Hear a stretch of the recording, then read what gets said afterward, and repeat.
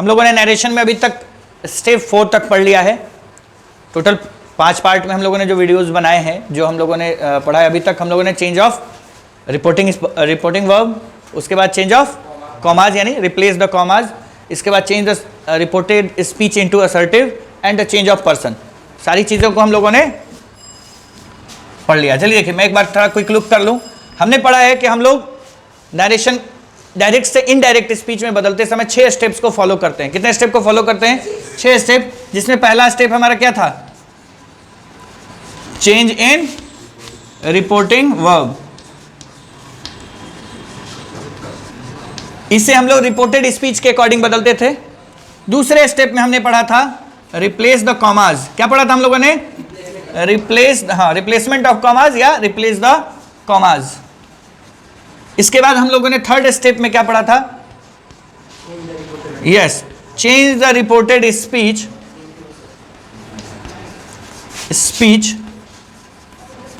Into assertive.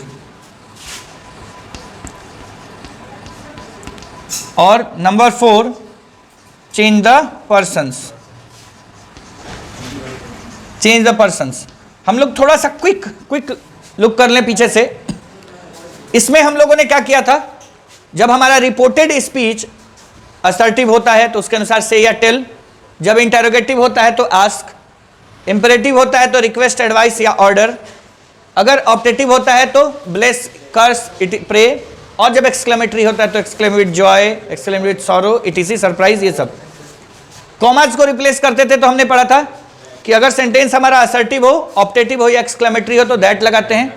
अगर वो imperative होता है तो टू और नॉट टू लगाते हैं। इंटरोगेटिव होता है तो यस नो क्वेश्चन के लिए इफ या वेदर, और WH क्वेश्चन के लिए WH वर्ड लगाते हैं। ठीक। और जब सेंटेंस हमारा असर्टिव छोड़ के किसी और में होता है तो हम लोग उसको वापस किस में लेके चले आते हैं? असर्टिव में। तो असर्टिव बदलने की जरूरत नहीं पड़ती और इंपेरेटिव को नॉर्मली बदला नहीं जाता है, तो बाकी बचे हुए सेंटेंसेस को हम लोग असर्टिव में चेंज कर लेते हैं। और जो चौथा स्टेप हम लोगों ने पढ़ा, ये पढ़ा कि जब भी हम लोग बातचीत कर रहे होते हैं तो जिसकी बातचीत को दूसरा व्यक्ति रिपीट करता है, उस बातचीत में जो फर्स्ट पर्सन और सेकंड पर्सन के प्रोनाउंस का यूज होता है, उसे हम लोग क्या करते हैं? अकॉर्डिंग टू द सब्जेक्ट या object of the reporting speech बदल दिया जाता है। यानी क्यों बदला जाता है? हम लोगों ने ये पढ़ा था कि रिपोर्टिंग स्पीच का जो सब्जेक्ट होता है वो एक्चुअली में अपने लिए फर्स्ट पर्सन का यूज करता है, और रिपोर्टिंग स्पीच में जो ऑब्जेक्ट होता है उसके लिए वो सब्जेक्ट सेकंड पर्सन का यूज करता है। तो जब हम लोग उसको इनडायरेक्ट नरेशन में चेंज करते हैं तो रिपोर्टेड स्पीच के फर्स्ट पर्सन को रिपोर्टिंग स्पीच के सब्जेक्ट वाले पर्सन में, और रिपोर्टेड स्पीच के सेकंड पर्सन को रिपोर्टिंग स्पीच के ऑब्जेक्ट के पर्सन में हम लोग चेंज कर देते हैं। इन 4 स्टेप्स के बाद 2 स्टेप्स और बचते हैं कि अगर हमारा रिपोर्टिंग स्पीच पास्ट में हो तो हम लोग रिपोर्टेड स्पीच के वर्ब को कैसे चेंज करते हैं। देखिए, एक रूल है टेंस में, सीक्वेंस ऑफ टेंस। ठीक है, अगर आप सीक्वेंस ऑफ टेंस को समझते हैं तो आपका काम आसान हो जाएगा। नहीं तो सीक्वेंस ऑफ टेंस में एक रूल ये कहता है कि अगर आपका प्रिंसिपल क्लॉज, कौन सा क्लॉज? Principal clause. ठीक है, प्रिंसिपल क्लॉज को आप मेन क्लॉज भी कहते हैं, ज्यादा अच्छा रहता है आप उसको मेन क्लॉज कह के पुकारिए। ठीक है, मेन क्लॉज, जो आपका मेन क्लॉज होता है जिसके ऊपर सारा सेंटेंस निर्भर होता है, उस मेन क्लॉज को देखा जाता है कि अगर वो सेंटेंस पास्ट में है, किस में है? पास्ट में है, तो उससे रिलेटेड बाकी जितने भी सब ऑर्डिनेट क्लॉजेज हैं वो भी किस में लिखे जाते हैं? पास्ट में। यानी अगर वाक्य का मुख्य हिस्सा ही पास्ट में हो, मुख्य घटना ही पास्ट में हुई हो, तो सारी घटनाओं को हम लोग किस में लिखते हैं? पास्ट में। ये रूल होता है। ठीक, तो आज इसी रूल को आगे बढ़ाते हुए, टेंस का एक्चुअली ये रूल है, ये रूल नरेशन का नहीं है। नरेशन क्या है? एक एप्लीकेशन है। नरेशन में हम अलग अलग चीज़ों का इस्तेमाल करते हैं, तो इस रूल में ही टेंस से रिलेटेड एक रूल है कि अगर आप किसी की बात आज से पहले सुनते हैं और उसको आज या आगे आने वाले दिनों में रिपीट करते हैं, तो निश्चित है कि घटना तो बीत गई। जिस व्यक्ति ने जिससे कहा था, ये तो पास्ट की बात हो गई, तो आप पास्ट की कही हुई बात को प्रेजेंट में या फ्यूचर में कैसे कह सकते हैं? मान लीजिए आज मैंने आपसे कहा कि मैं कल पटना जाऊंगा, और आपने ये बात 3-4 दिन बाद जाके किसी को बताई, तो हो सकता है कि कहने का तो छोड़िए, मैं पटना जाके वापस आ भी गया होऊंगा, तो तब घटना सारी बीत गई है। अब आप कहेंगे कि सर कल पटना जाएंगे, तो ये तो जरा और टाइप के सेंटेंस हो जाएंगे। तो इसलिए ये जानना जरूरी है कि सेंटेंस में क्या क्या चीज़ें ऐसी बदलनी जरूरी होती हैं जिससे सेंटेंस का मीनिंग स्ट्रक्चर बेकार ना हो। तो पांचवें और छठे स्टेप में ये दो चीजें हम लोग पढ़ते हैं। पहला हम लोग पढ़ते हैं चेंज ऑफ वर्ब टेंस, ठीक। इसमें बहुत ज्यादा टूल नहीं है, इसको आप दो तरीके से समझ सकते हैं, एक टेंस के पॉइंट ऑफ व्यू से समझा दूंगा मैं आप लोग को, और एक डायरेक्टली वर्ब के हिसाब से, ठीक है। दोनों हम लोग समझ लेंगे। तो अगर यहां देखिए, if the reporting speech, if the reporting speech is in past,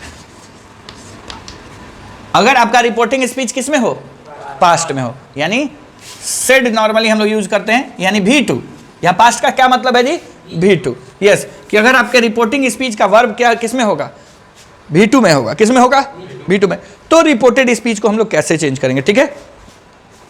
if the reporting speech is in past, the verb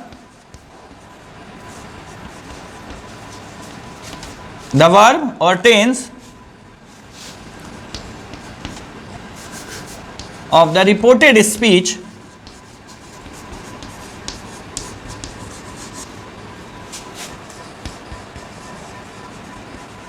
will be changed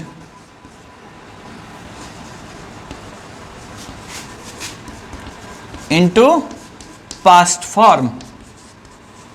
अब इसी को सीखेंगे हम लोग। क्या लिखा है मैंने, ध्यान से देख लीजिए। If the reporting speech is in past, the verb और tense of the reported speech will be changed into past form, ठीक।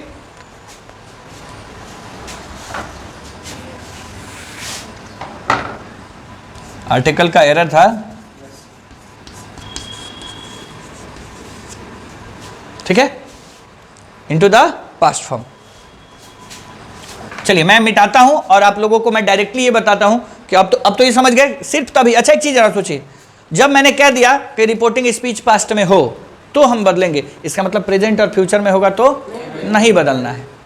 हाँ, नंबर और पर्सन के अकॉर्डिंग चेंज हो सकता है, लेकिन टेंस नहीं बदलेगा। प्रेजेंट है तो प्रेजेंट में ही रहेगा, पास्ट है तो पास्ट में ही रहेगा, फ्यूचर है तो फ्यूचर में ही रहेगा। चलिए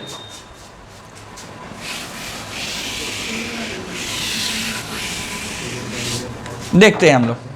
अब आप आइए, अगर आपके सेंटेंस में रिपोर्टेड स्पीच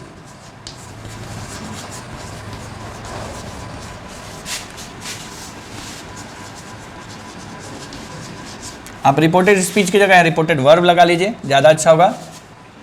चेंज्ड इनटू,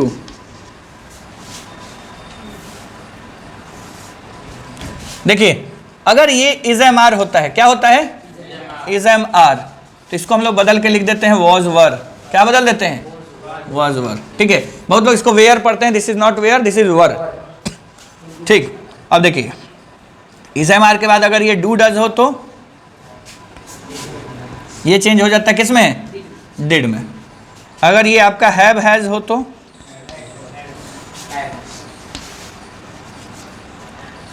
अगर आपका ये V1 या V5 रहे तो V2 में बदलते हैं, ठीक है।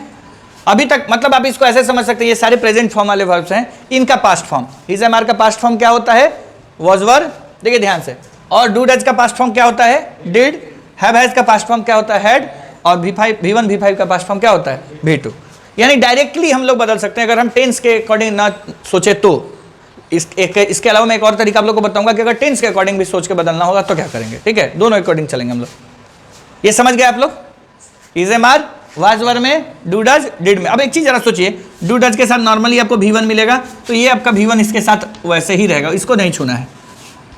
अगर डू डज के साथ V1 होगा तो उस V1 को नहीं छूना, हमेशा पहले वर्ब को बदलना। एक चीज हमेशा याद रखिए कि अच्छा एक बात जरा सोचिए, मान लीजिए बाइक चला रहे हैं, पीछे दो आदमी बैठे हैं या एक आदमी बैठे हैं, तो जो आगे से धूल या जो कुछ भी आता है वो सिर्फ और सिर्फ आगे वाले को हिट करता है, पीछे वाले को उसका फर्क नहीं पड़ता है। तो आपके सेंटेंस में जितने भी वर्ब हों, हेल्पिंग वर्ब पहला वाला, सॉरी मेन वर्ब लास्ट वाला होता है, बाकी सारे हेल्पिंग वर्ब होते हैं, लेकिन उसमें जो फ्रंट पे होता है सिर्फ उसे बदला जाता है, उसके पीछे क्या है उसे कोई लेना देना नहीं है। अब is am are plus V4 होगा तो V4 को नहीं छूना है, सिर्फ इज एम आर को, ठीक है।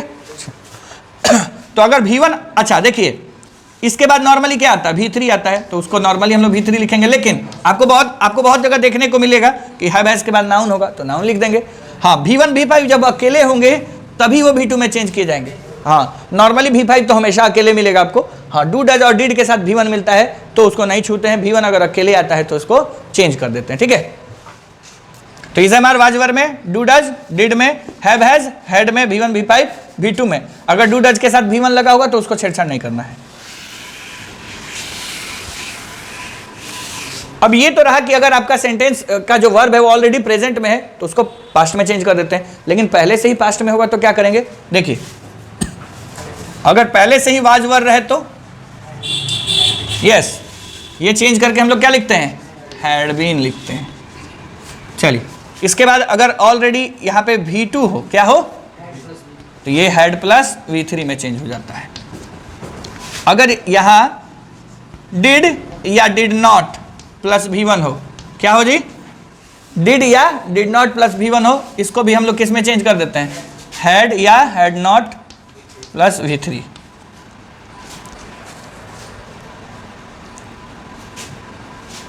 तो वाजवर हैड बीन में, V2 हैड प्लस V3 में। अच्छा, एक और बात, आपको कई बार ना हैड मिलेगा अकेले मेन वर्ब की तरह, जैसे हैड प्लस नाउन मिल गया। बिल्कुल, ये V2 वाला हैड है। क्या है ये?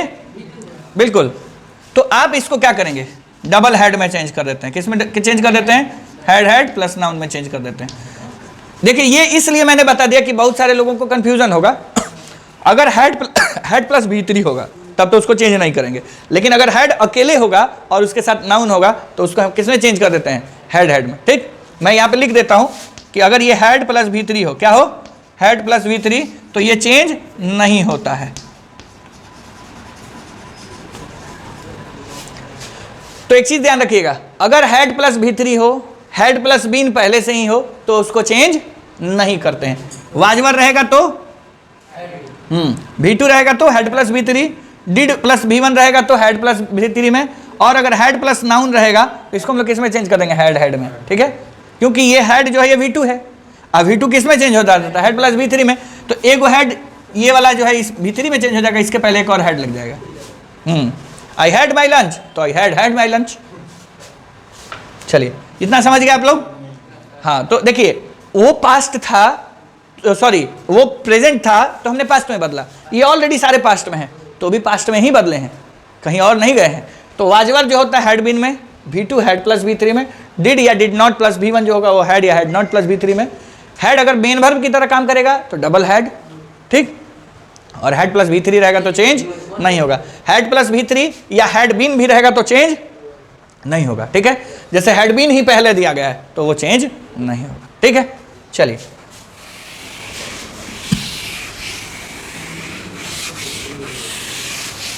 अब आ जाइए थोड़ा सा और। इसके बाद नंबर आता है मॉडल वर्ब्स का। देखिए, मॉडल वर्ब्स कितने होते हैं टोटल? अगर आप हेल्पिंग वर्ब की बात करते हैं तो हेल्पिंग वर्ब होते हैं total 24। Is am are, was were, do does did, have has had. ठीक, उसके बाद modal verb will, would, shall, should, can, could, may, might, must, ought to, need, dare और यूज्ड टू। तो हर modal verb का लगभग हर modal verb का एक प्रेजेंट फॉर्म और एक पास्ट फॉर्म होता है। हाँ, मॉडल वर्ब को कायदे से देखा जाए तो अगर आप हिंदी ट्रांसलेशन के अकॉर्डिंग समझेंगे तो आपको उसका प्रेजेंट फॉर्म और पास्ट फॉर्म समझ में आएगा, लेकिन अंग्रेजी में आप जाएंगे तो आपको एक ही वर्ब प्रेजेंट के रूप में भी और पास्ट के रूप में, जैसे कुड है, कुड को हम लोग कैन के पास्ट फॉर्म के रूप में भी यूज करते हैं और नॉर्मल उसका प्रेजेंट यूज भी होता है। जैसे आप किसी से रिक्वेस्ट करते हैं तो आप बोलते हैं ना, मे आई टॉक टू, मान लीजिए मैंने फोन किया, मैंने कहा sir may I talk to Sohan, may I talk to Sohan, लेकिन मैं की जगह कुड और माइट का भी प्रयोग कर सकता हूं, तो वहां पे इसका पास्ट से कोई लेना देना नहीं होता है। वहां पे मैं इसको पास्ट नहीं मान के चलूंगा, वहां पे रिक्वेस्ट। तो मॉडल वर्ब्स के कई सारे यूजेस हैं, उसको हर समय हम लोग प्रेजेंट और पास्ट के कैटेगरी में बांट नहीं सकते। लेकिन नरेशन के पॉइंट ऑफ व्यू से जो सीक्वेंस ऑफ टेंस कहता है वो कहता है कि अगर आपका रिपोर्टेड वर्ब किसमें हो? विल हो। क्या हो? विल हो। तो इसको हम लोग चेंज करके क्या लिखते हैं? वुड। अब एक चीज सोचिए, ये कब करेंगे? जब हमारा रिपोर्टिंग वर्ब पास्ट में होगा। कब होगा? पास्ट में होगा। नहीं होगा तो नहीं छुएंगे इसको। तो विल को किस में चेंज कर दिया हम लोगों ने? वुड में। अब एक चीज ध्यान रहे, इससे उसमें बदलने का ऑप्शन है, उससे किसी और में बदलने का ऑप्शन नहीं है। तो यानी पहले से ही वुड लिखा रहेगा तो फिर उसको कहां लेके जाएंगे? ठीक। अब जैसे आप छत पे हैं तो छत पे से जमीन पे कूद सकते हैं, तो अब जमीन से कूद के कहां जाएंगे? तो वो इंड है। चलिए, अच्छा शैल है, शैल हम लोग किस में बदलते हैं? शुड में। लेकिन ध्यान रहे आपको एक चीज और, यहां पे मैं साथ ही साथ बताते चलता हूं। अच्छा मान लीजिए आपने सेंटेंस में आई शैल लिखा हुआ है, रिपोर्टेड स्पीच में क्या लिखा हुआ है? आई शैल। तो एक बात बताइए, पहले वर्ब चेंज करते हैं कि पहले पर्सन चेंज करते हैं? मैंने आप लोगों को स्टेप नंबर 4 में पर्सन, तो अगर सपोज करिए किसी कारणवश ये आई जो है वो ही में चेंज हो जाता है, किस में चेंज हो जाता है? तो ये शैल ऑटोमेटिकली इसके लिए क्या हो जाएगा? विल। क्या हो जाएगा? विल। अब जब अगले स्टेप में आपको विल को चेंज करना होगा तो आप इसको किस में चेंज करेंगे? वुड में। समझ में आई बात? तो पहले से अगर मान लीजिए मैंने कहा he said to me I shall go there, तो he said to me I shall go there, जैसे ही हमने कहा ही टोल्ड मी दैट, और आई हो जाएगा क्या? ही। तो जैसे ही आई को आपने ही में बदला, ऑटोमेटिकली ये शैल इससे बदल के क्या हो गया? विल। अब आप शैल को बदल के शुड करते, लेकिन शैल तो ये रहा ही नहीं, ये हो गया क्या? विल। अब इसके हिसाब से आप इसको क्या लगाएंगे? वुड का प्रयोग करेंगे। ठीक है। ये छोटी छोटी बातें हैं, आपको पता होनी चाहिए। अब देखिए, अगर शैल का शैल ही रह जाएगा, यानी फर्स्ट पर्सन का फर्स्ट पर्सन ही रह गया, तो आप शैल को किस में बदल देंगे? शुड में बदल देंगे। अच्छा, अब आइए अगले नंबर पे क्या आता है जी आपका? कैन। कैन किस में चेंज हो जाता है? कुड में। और एक होता है मे किस में बदल जाता है? माइट में। चलिए, तो विल को वुड में बदला, शैल को शुड में, कैन को कुड में और मे को माइट में। लेकिन अगर यही वाले वर्ब ऑलरेडी हमारे पास रिपोर्टेड स्पीच में होते तो इसको चेंज नहीं करते। कुछ स्पेशल केसेस आपको मिलेंगे जहां पे हम लोग शुड को शुड हैव प्लस V3 करते हैं, वो इमेजिनरी सेंटेंसेस में होता है। मैं आप लोगों को आगे सिखाऊंगा, वो स्पेशल चीजें हैं, वो हम लोग अलग से पढ़ेंगे। तो विल वुड में चेंज हो जाएगा, शैल शुड में, कैन कुड में और मे माइट में चेंज हो जाएगा। ठीक है। चलिए, इसके अलावा भी अभी कुछ बचे हैं 2-4। हाँ, मैं बता रहा हूं। देखिए, अब बात करते हैं मस्ट की।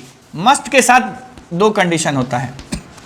एक तो मस्ट चेंज नहीं होता है, और अगर आपका सेंटेंस अर्जेंसी दिखा रहा हो, अर्जेंट, कंपल्शन दिखा रहा हो, मजबूरी, यानी कोई चीज करना आपकी मजबूरी रही या बहुत अर्जेंट रहा, तो आप उसको हैड टू में चेंज कर देते हैं। किस में चेंज कर देते हैं? हैड टू में। क्यों? क्योंकि मस्ट का एक मीनिंग हैव टू भी होता है। ठीक है। मस्ट और हैव टू के मैं आपको कंपेयर करके मैं आप लोगों को जब मॉडल वर्ब पढ़ाऊंगा तो बताऊंगा। जैसे मान लीजिए you must go there and you have to go there, तो यू मस्ट गो देयर में ये मेरा ओपिनियन है, और you have to go there में मेरा ओपिनियन नहीं, आपको करना ही करना है। समझ में? हाँ, ये आगे पढ़ेंगे हम लोग, पता चलेगा आपको। मस्ट बस सलाह है, लेकिन हैव टू क्या है? कंपल्सन है कि आपको करना ही करना है। तो जब आपका कंपल्सन का मीनिंग देगा मस्ट, तो वो हैव टू के सेंस में आया होगा, और जब हैव टू के सेंस में आएगा तब उसको हम लोग किस में चेंज करेंगे? हैड टू में चेंज करेंगे। हाँ बिल्कुल। अगर आप लोग वो एसेंशियल इंग्लिश ग्रामर बनाते हैं तो उसमें मस्ट का चैप्टर पढ़िए, आपको पता चल जाएगा कि वहाँ मस्ट को हैव टू के सेंस में कहाँ यूज किया जाता है। देखिए, इसके अलावा आपके पास क्या बचता है? इसके बाद बचता है ऑट टू, उसको नहीं चेंज करते हैं। इसके अलावा बचता है आपको क्या? नीड, डेयर और यूज टू। तो यूज टू को भी हम चेंज नहीं करते हैं। हाँ, नीड और डेयर जो होते हैं वो हेल्पिंग वर्ब और मेन वर्ब दोनों का काम करते हैं। तो जब मेन वर्ब की तरह काम करेंगे तो चेंज नहीं होते, हेल्पिंग वर्ब की तरह होते हैं तो नीडेड में और डेयर्ड में चेंज हो जाता है। तो ये मीनिंग के अकॉर्डिंग देखिए, नीड और डेयर ये जो है ना, इन्हें मार्जिनल वर्ब कहा जाता है, और यूज्ड टू को भी इन्हें क्या कहा जाता है? Marginal verb. तो देखिए, मार्जिनल वर्ब का कहानी कुछ थोड़ा अलग होता है। ये मेन वर्ब भी होते हैं। जैसे मान लीजिए मुझे एक कलम की जरूरत है, आई नीड अ पेन। मुझे वहां जाने की जरूरत है, आई नीड टू गो। तो इनमें नीड मेन वर्ब है। ठीक है। मुझे वहां जाने की जरूरत नहीं है, I need not go, I need not go. तो जब मैं नीड का यूज या डेयर का यूज या यूज टू का यूज हेल्पिंग वर्ब की तरह करूंगा तो इसको जरूरत के अनुसार ही चेंज करेंगे या नहीं करेंगे सेंटेंस के मीनिंग पर। अब मेन वर्ब होगा तब तो इसका कोई मतलब ही नहीं है। ठीक। देखिए, अब मान लीजिए मैंने कहा मुझे एक कलम की जरूरत है, तो आई नीड अ पेन, और मुझे कलम की जरूरत थी, I needed a pen. V1 होगा तो V2 भी होगा उसका। ही नीड्स अ पेन, उसे कलम की जरूरत है तो उसे कलम की जरूरत थी, ही नीडेड अ पेन। तो अगर ये मेन वर्ब की तरह काम करेगा तो ये V1 की तरह बिहेव करेगा। किसकी तरह बिहेव करेगा? या इसमें एस या IS लगा रहेगा तो ये किसकी तरह बिहेव करेंगे? केवल इन दोनों की बात हो रही है, यूज टू की बात नहीं हो रही है। ठीक है। तो अगर नीड और डेयर V1 और V5 की तरह बिहेव करेंगे तब आप इसमें ईडी लगा देंगे। क्या कर देंगे? ईडी लगा देंगे। नीड का नीडेड और डेयर का डेयर्ड। लेकिन हेल्पिंग वर्ब की तरह यूज होंगे तो इसको इसमें कोई छेड़छाड़ नहीं होगी। यूज टू के 2 मीनिंग होते हैं। एक यूज टू होता है पास्ट की हैबिट बताता है। ठीक है। I use to have a car but I sold it last year. मेरे पास एक कार हुआ करती थी लेकिन मैंने पिछले साल इसे बेच दी। ठीक है। I also use to be a student like all of you. मैं भी तुम लोगों की ही तरह एक विद्यार्थी हुआ करता था, but now I am a teacher and I have been a teacher for the last 10 years। ठीक है, तो कहने का मतलब क्या है कि आप यूज टू का इस्तेमाल करते हैं।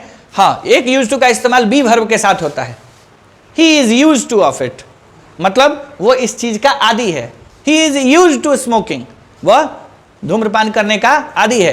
ही is use to telling a lie, वो झूठ बोलने का आदी है। और इज की जगह पर वाज लगा देंगे, वहां पे क्या करेंगे, इज की जगह वाज लगा देंगे। He was use to smoking, वो धूम्रपान का आदी था, संभवतः उसने छोड़ दिया। He was use to telling a lie in his early childhood, वो अपने बचपन के दिनों में, शुरुआत में क्या करता था, झूठ बोलने का आदी था, लेकिन धीरे धीरे ग्रेजुअली ठीक हो गया। ठीक है, तो ये सारी चीजें आप लोगों को ध्यान रखनी होगी कि नीड, डेयर और यूज्ड टू, हेल्पिंग वर्ब और मेन वर्ब दोनों होते हैं। हेल्पिंग वर्ब के रूप में रहेंगे तो इनको चेंज करने की जरूरत नहीं पड़ती है। जब मेन वर्ब के रूप में होते हैं तो उन्हें V1 V5 की तरह ट्रीट करके क्या करते हैं हम लोग, समझ में आई बात। तो बाकी सारी चीजें तो जब क्वेश्चन बनाएंगे तभी समझ में आएगा, अभी तो हम लोग सिर्फ रूल्स पे रूल्स पढ़े जा रहे हैं। अब बात करते हैं थोड़ा इसको टेंस के अकॉर्डिंग। क्यों? क्योंकि बहुत सारे लोगों को इस बात का कंफ्यूजन होगा कि हम लोग टेंस के अकॉर्डिंग इसको कैसे समझेंगे। चलिए अब हम लोग ना इसको थोड़ा टेंस वाइज समझते हैं। बहुत सारे लोगों को इस चीज की आवश्यकता महसूस होती है। देखिए, अगर आप टेंस वाइज समझना चाहते हैं तो थोड़े कुछ शॉर्टकट्स दिमाग में रखिए। हमारे पास टोटल 12 टेंस होते हैं, ठीक, एक प्रेजेंट में 4, पास्ट में 4 और फ्यूचर में 4। तो उन चारों को ना आप 1 2 3 4 समझिए। क्या समझिए? 1 का मतलब सिंपल या इंडेफिनिट, आप इसको सिंपल या इंडेफिनिट कह सकते हैं। 2 का मतलब कॉन्टिन्यूअस, 3 का मतलब परफेक्ट और 4 का मतलब परफेक्ट कंटिन्यूअस। समझ में आई बात? 1 से सिंपल, 2 से कंटिन्यूअस, 3 से परफेक्ट और 4 से इतना याद रखिए। चलिए अब आपको एक चीज दिखाता हूं मैं। अगर आपका रिपोर्टिंग स्पीच प्रेजेंट में होगा, किस में होगा? प्रेजेंट में होगा, तो क्या करेंगे?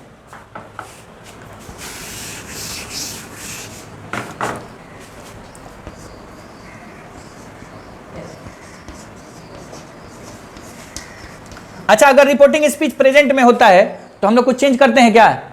तो जो जिस टेंस में होता है उसी टेंस में लिखते हैं। लेकिन अगर आपका रिपोर्टिंग स्पीच यानी रिपोर्टिंग वर्ब किस में होगा? पास्ट में होगा। Reporting verb past, reported verb present में होगा। किस में होगा? ध्यान से सुनिए आप लोग, ये बस थोड़ा सा समझाने के लिए कोशिश किया जा रहा है कि अगर आपका रिपोर्टिंग वर्ब किस में हो? पास्ट में, और रिपोर्टेड वर्ब किस में हो? प्रेजेंट में। तो एक चीज ध्यान रखिएगा, ये प्रेजेंट के किस में हो सकता है? इंडेफिनिट में हो सकता है, कंटिन्यूअस में हो सकता है, परफेक्ट में हो सकता है, या परफेक्ट कंटिन्यूअस में होगा। ठीक है, रिपोर्टेड वर्ब किस में होगा? Present indefinite, present continuous, present perfect या प्रेजेंट परफेक्ट कंटिन्यूअस। तो उसको पास्ट में बदल देंगे। किस में बदल देंगे? हाँ, तो प्रेजेंट के 1 से पास्ट के 1 में, प्रेजेंट के 2 से पास्ट के 2 में, प्रेजेंट के 3 से पास्ट के 3 में, और प्रेजेंट के 4 से पास्ट के 4 में चेंज हो जाएगा।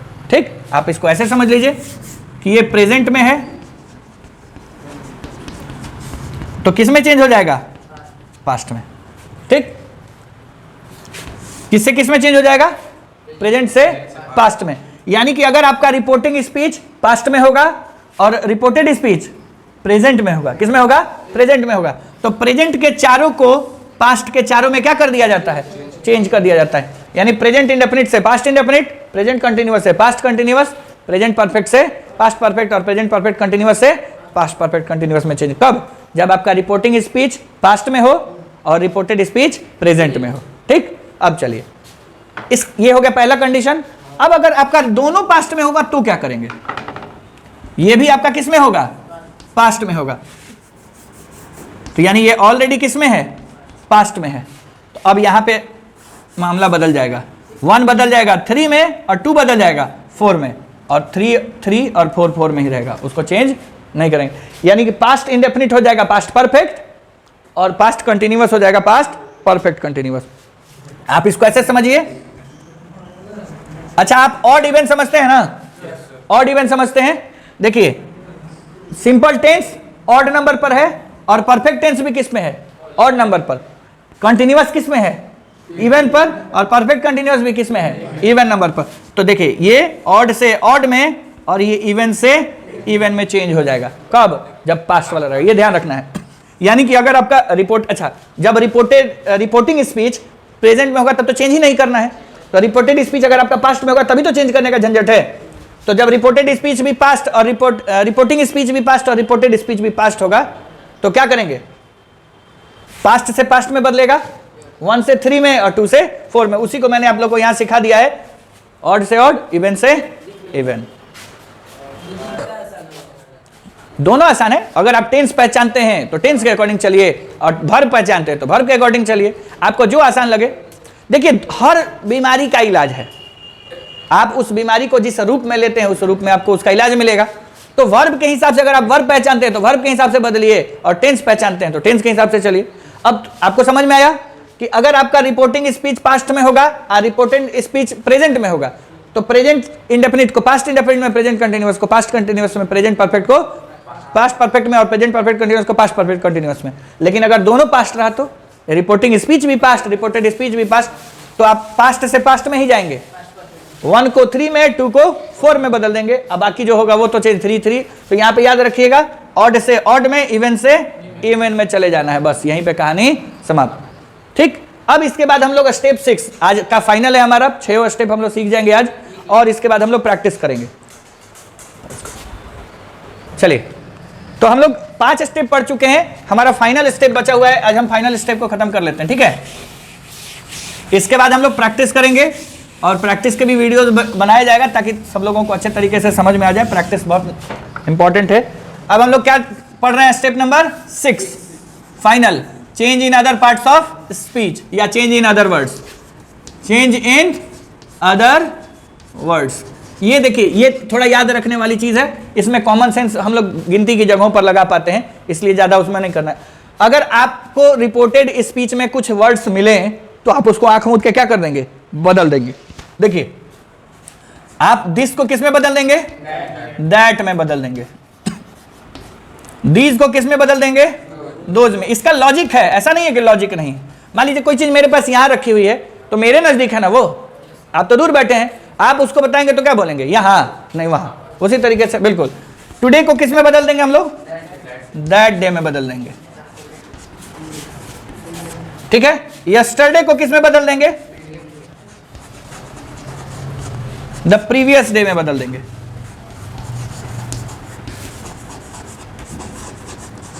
ठीक, देखिए कुछ चीजें हैं आप लोग बुक से भी कंसल्ट कर सकते हैं, बुक्स में दिया हुआ है इतना। अगो को हम लोग बिफोर में बदल देते हैं, किस में बदल देते हैं, हेंस को किस में बदल देते हैं, हेंस को थेंस में बदल दिया जाता है। ठीक, इसके अलावा देखिए कभी कभी आपको कम को गो में भी बदलना पड़ता है, हमेशा नहीं। हाँ, ये मीनिंग पर निर्भर करता है। ठीक, इसके अलावा अगर आपका टुडे की जगह टुनाइट लिखा हो, क्या लिखा हो, टुडे की जगह टुनाइट, यस, तो जैसे दैट डे लिखते हैं वैसे दैट नाइट लिखते हैं, तो टुनाइट को किस में बदल देंगे, दैट नाइट में। ठीक है, और अब एक चीज हमेशा याद रखिएगा, अगर नेक्स्ट लिखा होगा, next day, next week, next morning, तो इसको आप द फॉलोइंग लिख देंगे। क्या लिखेंगे, द फॉलोइंग। और लास्ट लिखा होगा, क्या लिखा होगा, यस, अभी हियर देयर बचा हुआ है। अगर लास्ट लिखा होगा तो इसको क्या लिखेंगे, द प्रीवियस।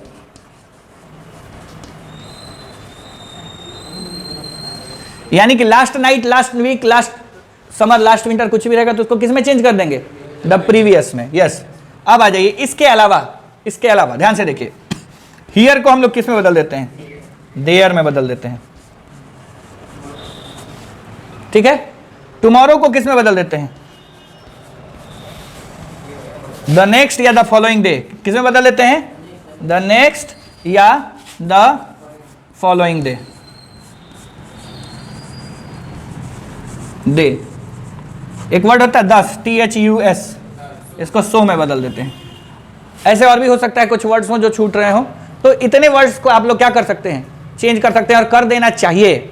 एक फाइनल मैं एग्जांपल दे देता हूं 6 स्टेप को मिला के, ताकि आप लोगों का क्या हो जाए, कंफ्यूजन दूर हो जाए। मैंने पहले वीडियो में आप लोगों को 6 स्टेप में क्वेश्चन बताया था ना। आज चलिए इसको फाइनल एक क्वेश्चन बनाते हैं और इसको फिनिश करते हैं। हाँ, एक नाउ और देन, बिल्कुल, थैंक यू। नाउ को किस में चेंज कर देते हैं? देन में, बिल्कुल। देखिए एक चीज ध्यान रखिए, नहीं उल्टा नहीं बदलेंगे, हमेशा वन साइडेड बदलाव होता है। अगर पहले से देन होगा तो नहीं कि उसको नाउ कर दें, सिर्फ वन साइडेड बदलाव करना है।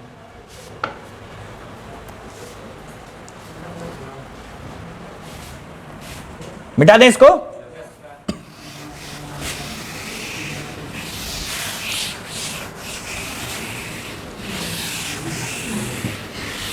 देखिए पहले वीडियो में तो मैंने आप लोगों को 6 स्टेप में पढ़ाया था।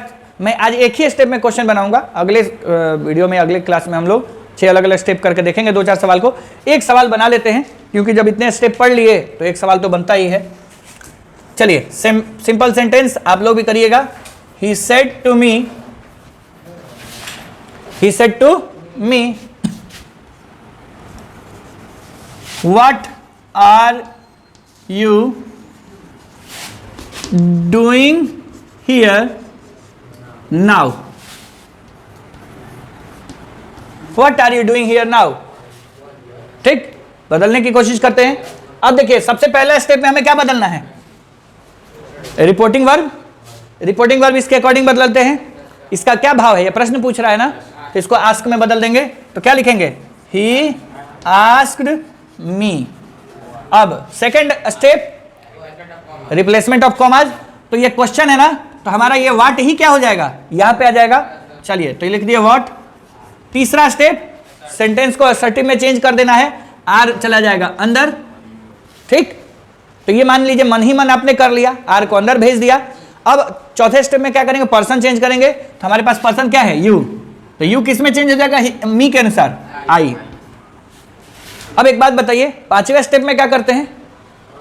वर्ब को चेंज करते हैं। तो ये पास्ट में है ना, तो ये जो आर अंदर गया है, अंदर जाने के बाद इज एम आर को हम लोग जो भी किस में चेंज कर देंगे? एम में। अब उसको पास्ट में चेंज करेंगे, तो ये क्या हो जाएगा? वॉज। ठीक, आई वॉज डूइंग। अब लास्ट स्टेप में हमारे पास क्या बचा था? हियर और नाउ। तो हियर को बदल देंगे किस में? देयर में। और नाउ को किस में बदल देंगे? देन में। और फाइनली फुल स्टॉप। तो देखिए एक एक करके ध्यान दीजिए। पहला स्टेप, दूसरा स्टेप, तीसरा स्टेप, चौथा स्टेप, और सॉरी पहला स्टेप, दूसरा स्टेप, तीसरा, चौथे में हम लोगों ने इसको अंदर किया था, पांचवें में इसको चेंज किया, और छठे में इन दोनों को चेंज किया।